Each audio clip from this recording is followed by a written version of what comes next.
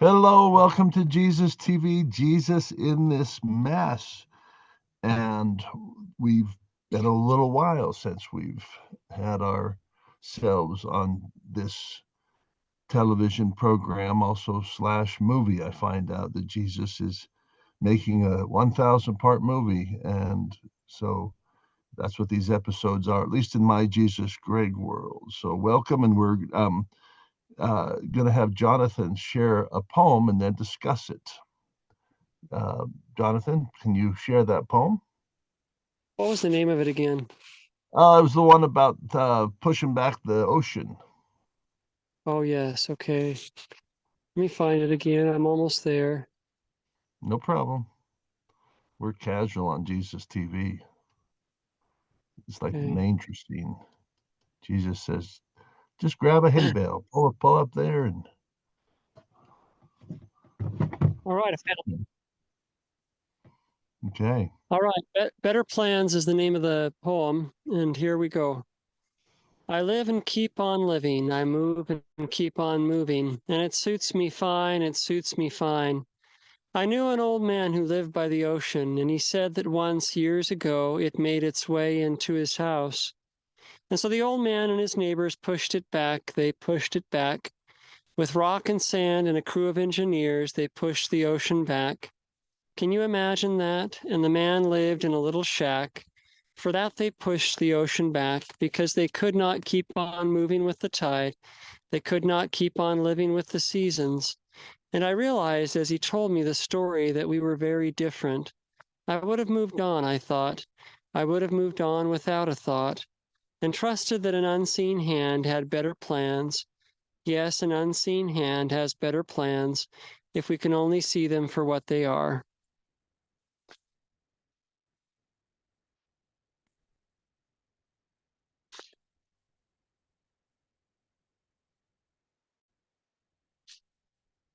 Hey, Greg, I don't know if I think you're on mute. If you're talking, I can't hear Oh, you. yeah, sorry. I was. I said, very good. Talk to us about that poem. Okay, so it was a man I met on the ocean, and so it was an actual experience that happened several years ago. And the place where my brother lives was house. And I happened to be walking down the road one day and spoke to a man who lived there back when that happened. And he said, "Oh, yeah, it happened a few times. He says that this was all flooded right here." And then I can't remember if he told me or if I actually saw there was a plaque, I think, by the area that talked about how a crew of engineers came in and they brought raw, I mean, literally, a mile's worth, probably more than a mile next to the bay right there. They brought rock and sand and filled it all in so that it wouldn't happen anymore. And what surprised me, it's like everybody along that strip lived in little, single wide, double wide mobile homes. Um, and I thought, wow, it's like it's something I didn't relate with very well. Like I realized I think a lot more like maybe like a Native American, who it's like they move around, and it's like if nature kind of moves in on you, you go with it. And deeper than the actual moving around is that I found that people are that way with many things. It's not necessarily the moving, it's the fact that they can't be moved. It's like religiously, politically, they're not really like, even when it becomes obvious that the thing to do, it's like, uh, World War or World War II, Germany, it's like we've talked about this. It's like, why didn't people like look and go like, this isn't looking too good. Maybe I ought to get out of here. And the truth is it's like it could be that that's what God wants them to do is to stay. But I have this sense that it's a key and integral part of being able to follow God is the ability um, to move when you realize that you're no longer that it's like that happens to all of us in life. And if we can't learn to let go of our position, if we can't let go of our frame of mind, if we can't see new things, then it's it's kind of the ultimate description of being kind of trapped. It's like you're trapped by a way of life, you're trapped by a way of thinking instead of being able to move with the tide. That was the spirit of the poem, I think. So go ahead. I What's your see. thoughts? Life lessons there from the for you. What's the ocean that's coming? Um, so I don't know. Right now, there's a lot of oceans coming. It's like you could call it just the ocean, the great waters. I mean, in the news, if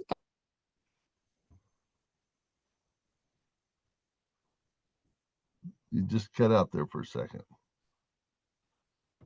you Are you know, still there? yeah, can you hear me? I hear you now. Can you hear me now? I hear you now. Okay, sorry, I forgot I'm on a little knoll and I started going over the backside of the knoll. So you said, what's the ocean?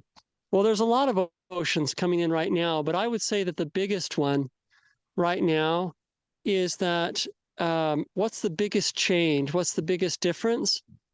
And I would almost say that it's that we're entering into a time where the earth is completely changing. Before, it was all about um, it was it was all about surviving by your wits. And the biggest ocean that's coming is that from now on, pretty soon, to survive, to thrive in life, to have any sort of security, it's going to be being able to listen to a still small voice and obey. That is the ocean that's coming. If people don't realize that and begin getting in tune to that, then it's like I don't think they're going to be able to push this ocean back. Yeah, yeah. So the great efforts people take to maintain what God has given them, some promised land, and then the land becomes less promising when you have counter forces. So I see the ocean as being um, counter forces and knowing when to leave versus to stay. So the man you described stayed, probably lived the rest of his life staying. They had the resources, and that's where he wanted to be, and so he did that. And then there's some people who have to leave because the Corps of Engineers isn't doing anything for their ocean. They could be over in China, Thailand, wherever. As the ocean rises, they don't have the resources, so they have to move on. Um, and so your poem, many different ways it could. I liked its cadence. I liked the introduction of the man and someone trying to help him stay, and the introduction of the idea of having roots somewhere and be willing to fight for those roots, then knowing when to leave.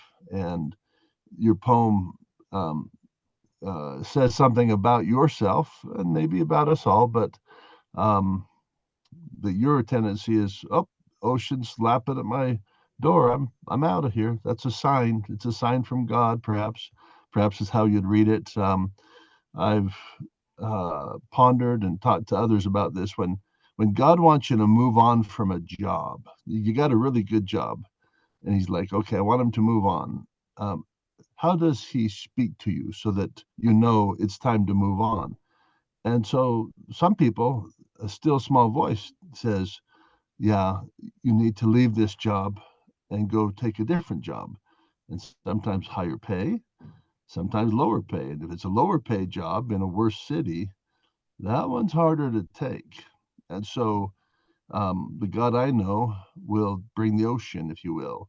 Like, you want to leave now? Oh no, it's fine. It's just I didn't want to plant vegetables this year, anyways. It's taken over the garden out there, and then it comes closer and starting to hit in your living room. Okay, wow, that was just a one-time thing, and then it's every day. In other words, you get your pink slip. At some point, uh, you are going to be invited by the ocean to skedaddle if you want to live, because you're fired. Well, I'm still coming to work. Well, then you'll be in prison, because we'll have you arrested. So most people don't go there. They go, all right, I got fired. That's over. And so those Corps of Engineers could have said, you have to move. And we're like, well, we don't have another house. Yeah, but you have to move, and we'll have the police. So I believe God talks in different voices like that. And I need those kind of things because sometimes I can't hear him say, move.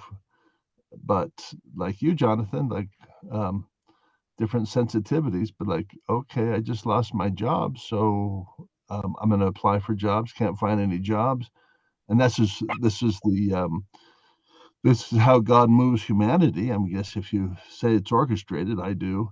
He'll get people to move by like the Dust Bowl in the 20s in America. Hey, I want these farmers to move out.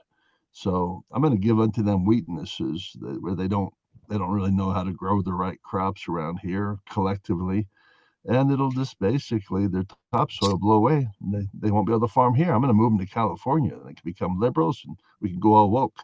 And so God um, helped them move, helped them have the impetus to move. And I'm sure some of them stayed. They got the land cheap. Oh, now I can farm. I got thousands of acres. It'd be interesting to see how that resolved for different people.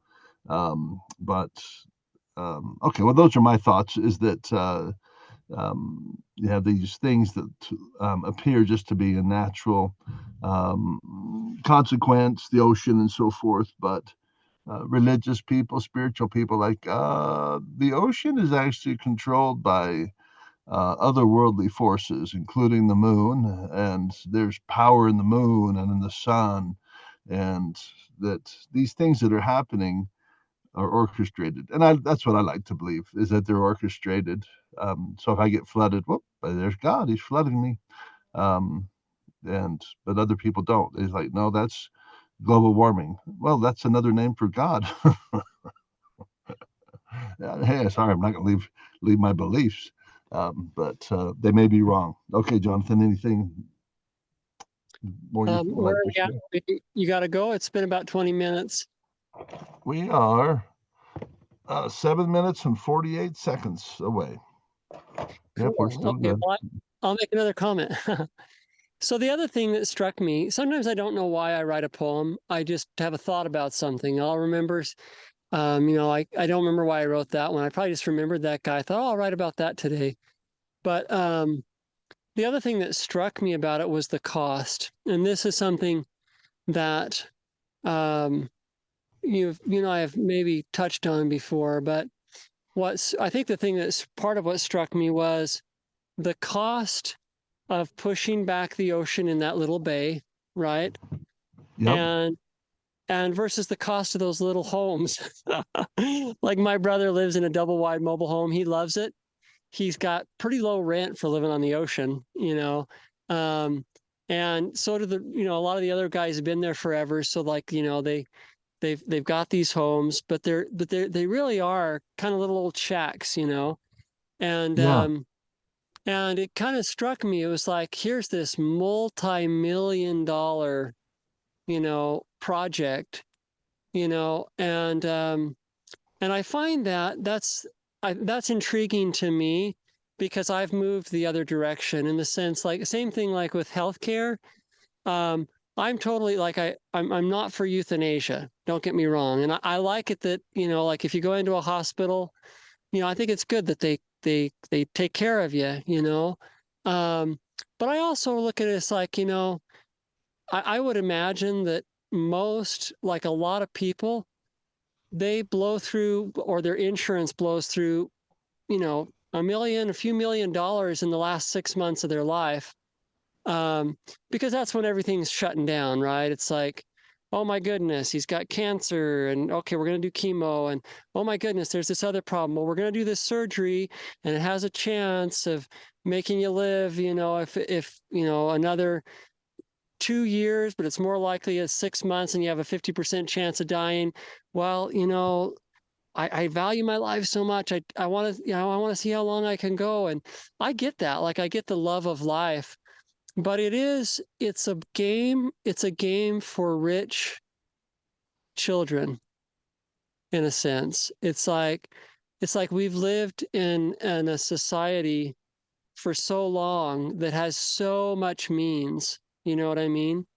Yeah. Um, it's like we can do this. It's like, oh my goodness, the ocean came into my double wide trailer that was built in 1971, and it's like, call in the crew of engineers.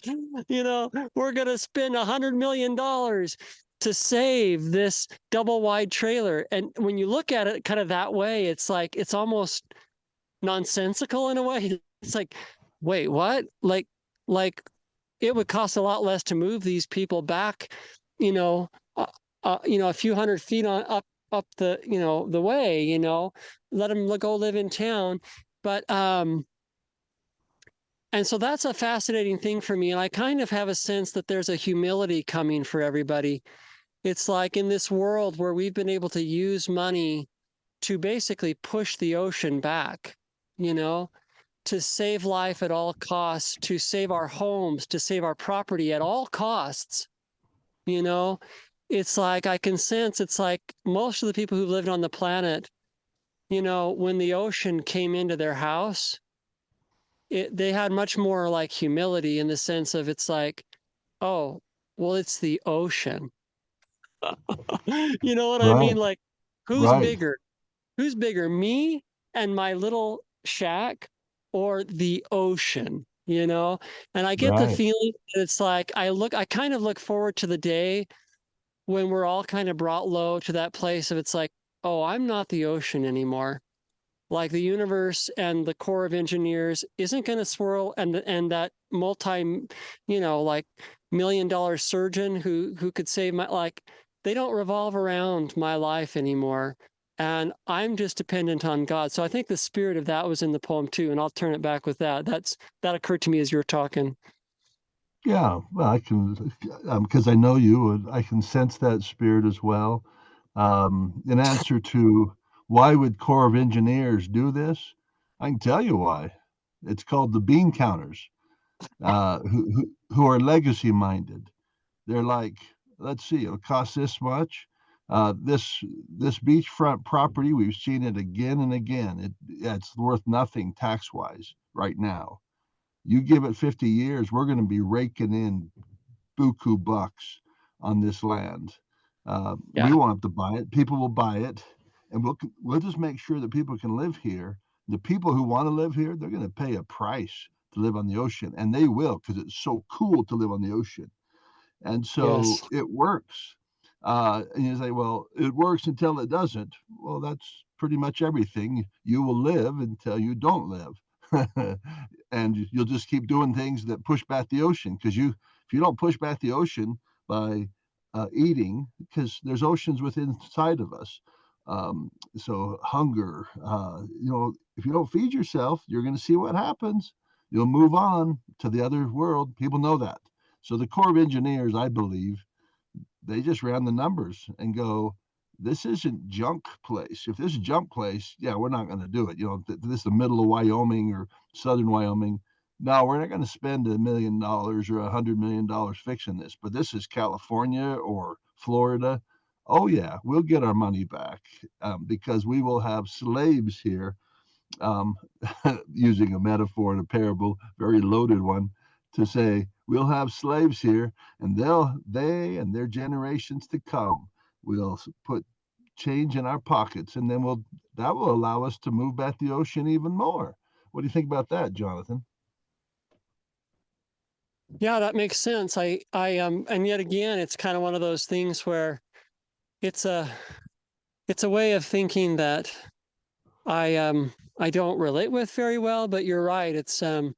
And the truth is, now that you say that, it's not just shacks. There are, as those shacks are being sold, it's it's $3 million homes that are going in the little spots in between. Yeah, Um, if they weren't paying taxes, that'd be a different thing. But since they have to pay taxes or bring businesses in and employ people, oh yeah, there's Caesar's going to get his share. yep, yep. But It's but I'll say it the last 30 seconds. But Jonathan, like me, lives in a prison, and to tell truth, we're kind of happy we see the prisons about to fall apart. And why would you feel good about if you were in prison? Why would it make you happy to see the prison fall apart? Because when it falls apart, there's people in there. It's going to fall on them, and it might be your own kids. Well, we're spiritual beings, and death isn't the worst thing. And so, if the prison becomes inhospitable, if it becomes more and more coercive, and it looks like that's the trend, then you become a prisoner who's, you know, you're not going to go kill guards, you're not going to go kill people, you're not going to steal, but you're going to be glad the ocean is lapping at that huge prison called U.S. Antichrist, all as well in Zion, Babylon culture. And at the same time, you can say, "Oh, you've been a good old prison. Thank you, for feeding me, me being able to go to the chow line." Same thing. If you lived in Israel, with you're a Hebrew, you would maybe um, shake the guard's hand. Hey, thanks. I'm glad we got to know each other and you stopped hitting me so much. That was a kindness. Thank you. And thank you for letting me take extra flesh from the flesh pots. But as you're shaking his hand, you are glad to see what's happening to their kingdom. The flies are coming and frogs are coming, and it's miracle time and it's deliverance time. So I think as this comes upon us, what we call the end of days, it's a little messy because I feel inside my heart to be thankful for the things that are around me that have become corrupted, but there's still a lot of good, a lot of light, good people, But it's a history that's come to end of its cycle, and yeah, I guess for me, that's the parable I use to make me feel okay about. I'm feeling kind of joyful about this destruction. It's a prison, Greg. Oh, well, now, now, if you put it that way, who's going to complain if the prison starts breaking up? And the answer is those who are heavily invested in the prison. And I totally get that. Like I built my life on staying in this prison. Oh, okay, I get it. I'm sorry, but I didn't. I've built my life on eventually getting out of this prison, turning this prison into some other kingdom that's not owned by the devil, owned by God. Okay, well then, them's are fighting words. We're going to have a war. We'll call it the war in heaven. Yes, I suppose we will. All right, that's my last word. Any last words you have, Jonathan? Feel free to take 2 minutes if you want. yep, I'll take 30 seconds. Um, and I like your thought. And that's true too. I feel a peace and a joy for what's coming, gratitude, and the real prison is in our minds. That's my Yes. last thought. It's like already my mind is being freed up. God's helping me to see that I don't need everything that the prison offered. And so and so we'll save me that for the next time, but the prison is in our minds, and thank goodness that we're being freed piece by piece. Hallelujah. I like it. Okay. Well, until we meet again, God is with you and He's with me and He's inside of us. We are possessed, hopefully possessed by a lot of Jesus. That's what I hope. Jesus in this mess.